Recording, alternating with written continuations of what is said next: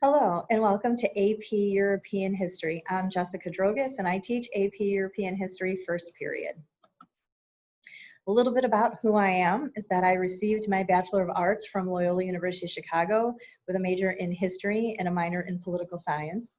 I also attended Loyola University Chicago again for my Master's of Education with a focus on curriculum instruction in reading. I've been at LT for 22 years and I currently teach at both South and North campuses. I teach AP European History at South Campus and US History Prep at North Campus. I'm sure you've heard about this class and I'm here to break down what makes up this class and the expectations for the students in the class.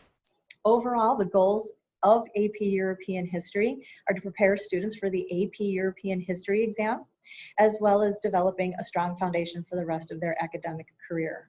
I take very seriously that when my students walk out my door every day, that they're going to go forth and be a better student. They will know how to research, they will know how to write, they will know how to disseminate large amounts of information and be able to critically think and analyze and evaluate using content or sources, primarily primary and secondary sources.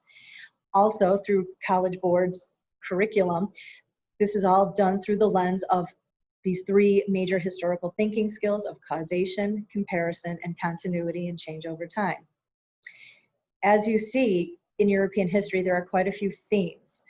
And this is College Board that puts out these themes, and know that it's how Europe interacts with itself, the countries individually, as well as a continent and as well as the world that we take a look at over the course of this school year.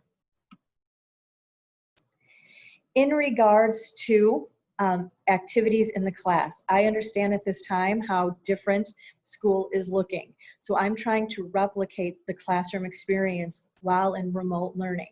So I will continue on with the lectures and small group discussions and large group discussions we have, as well as having students break out into small groups and analyzing documents and hipping, as the phrase is, for the analysis, and learning how to practice their writing skills as well as the other historical thinking skills. Per AP or College Board, there are certain types of writing that the students need to learn how to do. They have to learn how to write LEQs, which are long essay questions, which if they're done timed in class, that's just a standard 5-paragraph essay with an overarching historical question.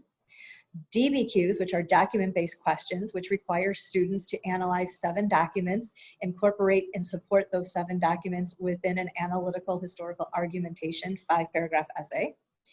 Then you have your SAQs, which are your short answer questions, which require 3 parts, so they're 3 paragraphs. And then in class, or I should say outside of class, students will also, for me, have to research and write 3.5 to 5-page LEQs, long essay questions, as well as have research outlines on various topics. In class, some other activities that we participate in are oral panel discussions, fishbowl discussions, debates, and some other oral presentations throughout the year. And as for the tests, in addition to the time management being one of the most difficult aspects of this course, it's also the test taking, because the tests are made up of standard multiple choice questions, stimulus-based multiple choice questions, which I'll show you in a few minutes what those are, as well as SAQs. And this goes into the type of assessments we have, summative versus formative assessments. Summative assessments are those assessments that will count towards the overall course grade. So unit tests, the research LEQs, or research outlines, the oral presentations. Those types of activities are going to go towards the overall course grade in this class. Formative is practice. So those are the things we do in class to practice the skills, as well as learn the content. So in the beginning, our DBQs will be formative. Our in-class, quote-unquote in-class LEQs will be formative until students have enough practice under their belt, and then they can then count for an overall course grade and become a summative assessment. Additional types of practice is that students are going to have to be reading their textbook, and typically there's 2 to 3 college chapters per unit. So that's anywhere from 60 to 90 pages of text that they have to read. They have to complete these influence, importance, and impact term packets, and as well as analyzing sources, both primary and secondary, which is a skill that we foster all year long. If you want to take a look at the types of assessments and activities we are doing, I encourage you to go to our Canvas page for AP European History. You can check in on your students' Canvas page and I will show you. And here is the AP European History Canvas page. You will see on this page that we have the Zoom link information for the course, and if they have any questions on Zoom, they have that how-to guide, and we have a Zoom etiquette. All course information that we're going to be referring to throughout the year is found here. Learning objectives for the units, and I'll have one for every unit of study that it tells the students exactly what they need to know for the test, not just the unit test, but also the AP exam can be found there. And then I have my modules divided into weeks. So we have just started in our week 2, our unit 1, official unit 1, Renaissance and Exploration unit.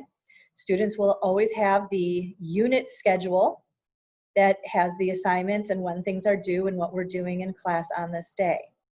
You can browse through these activities or the assessments and the assignments that I have on this Canvas page, and just by clicking on them when you look into them as an observer.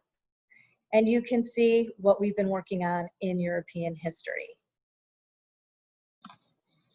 Now for the AP exam that will be taken in May, College Board has been very clear going forward that this year they are not modifying any content or the test. So the students are required to have the full curriculum and full assessments and opportunities to learn the skills that are necessary for them to be successful on the test.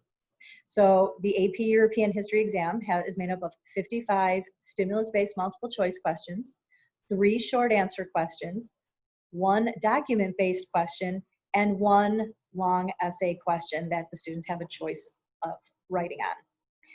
AP European History also is divided into 4 distinct time periods, which our units of study fall under and into, and you can see them here in that box.